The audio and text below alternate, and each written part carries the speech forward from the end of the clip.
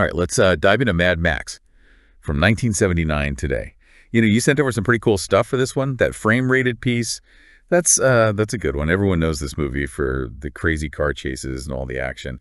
But there's actually, well, a lot more to it than that, like some deep themes, about society falling apart, philosophy even, and I don't know, maybe even some environmental stuff too. So ready to explore all that. Yeah, it's wild how a movie like this, made on a shoestring budget, can still feel so, I don't know, relevant today. Yeah, for sure. It really holds up. And I think to fully appreciate that, we got to start with the setting, right? Like where and when all this is happening. Okay, so picture this. Australia, but in the near future, right? Law and order, that's out the window. Everything's scarce and violence is just everyday life. The movie throws you right into this chaotic world. Yeah, and Frame Rated calls this a failed state, even comparing it to something from this old book, Leviathan by Thomas Hobbes. The state of nature, they call it. Ever heard of that? Oh yeah, that idea has been around forever, but it's still so powerful. Basically, Hobbes was saying that without a strong government, without laws and rules, humanity would just, I don't know, descend into chaos, driven by our most basic instincts, self-preservation and fighting over resources. So every man for himself, basically. Exactly. And yeah, it's not pretty. Think about those biker gangs in the film. They're the perfect example of that primal state. It's not that they're evil. It's more they're just doing what they have to in a world where there's no safety net, no consequences, really, no hope of things getting better. You mentioned hope.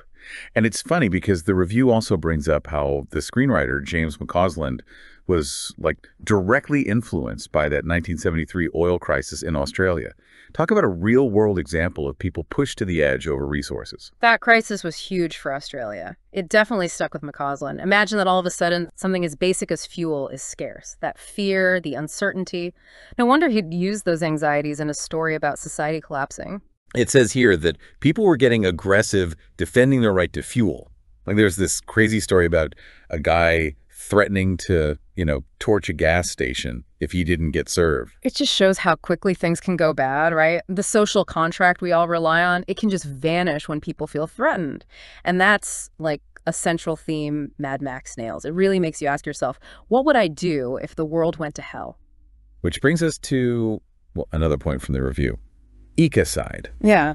Now, the movie isn't just about an environmental disaster, but there are these hints that, something bigger is happening underneath. Right. So ecocide literally means the destruction of the environment. Now, the film doesn't spell it out, but it makes you think that maybe a lack of planning or, some bad decisions about resources by the government have led to this whole collapse. It's like a warning about not thinking long term. Okay, but here's where it gets a bit tricky.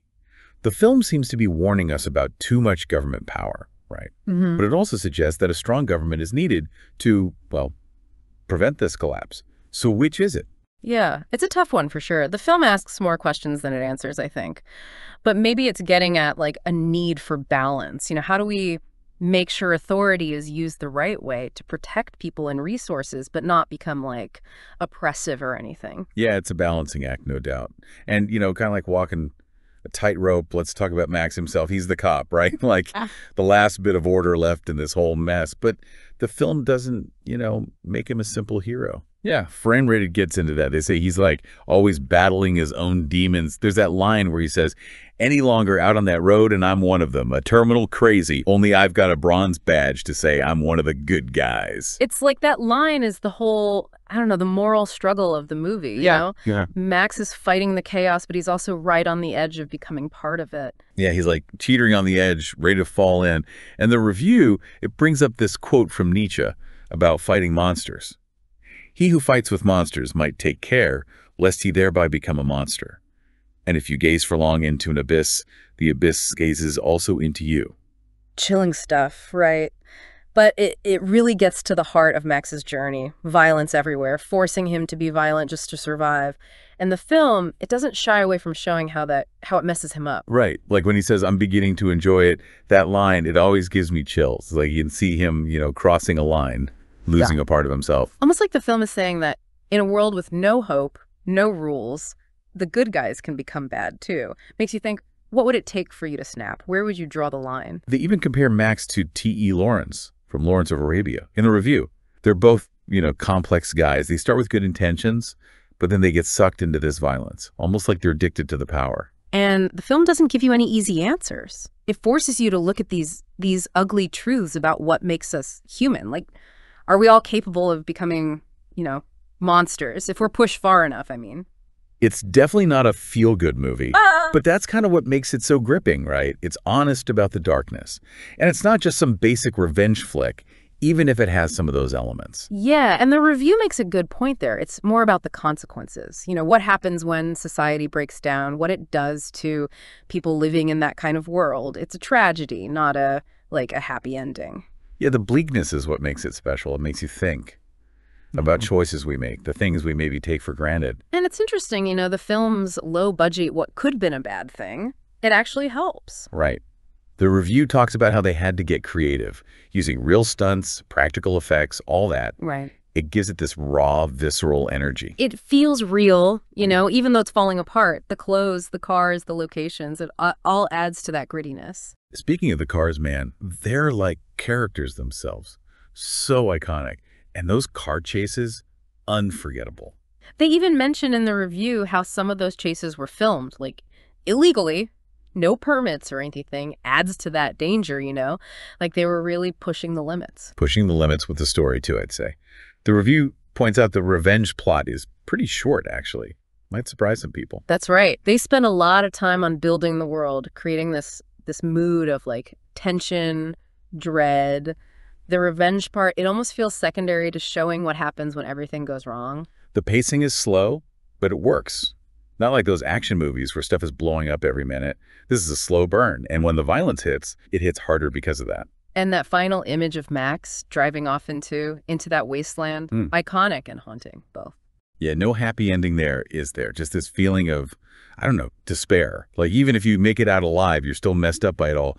Makes you wonder if that's the real tragedy, right? Not just the violence and the deaths, but the loss of hope. The review even says Max seems devoid of hope in that last scene, which, man, that's heavy. It's powerful, yeah. And think about how we got there. Remember Hobbes? That state of nature idea. Well, it feels like by the end, Max has totally embraced that. Every man for himself. He has to shut down his emotions, to survive, become numb to the pain and all that. So it's like a cautionary tale, right? Yeah. Not just about society collapsing, but also about losing hope. Yeah, because hope's what pushes us to fight for better, right? It gives us the strength to resist all that bad stuff. Without it, we're just, we're more likely to give in to those base instincts, become like those biker gangs, just focused on surviving whatever it takes. Bleak, yeah, but it makes you think. It makes you appreciate, holding on to hope, even when things are bad.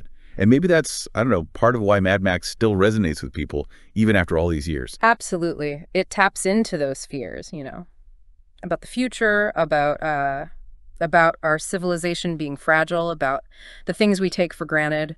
And it makes us look at the bad parts of being human, the potential for violence, for chaos. It's there in all of us, Yeah, it definitely doesn't give easy answers, but it does give you, a lot to think about. Which brings us back to, to your question, the reason for this whole deep dive. What can we take away from Mad Max? What are the key insights?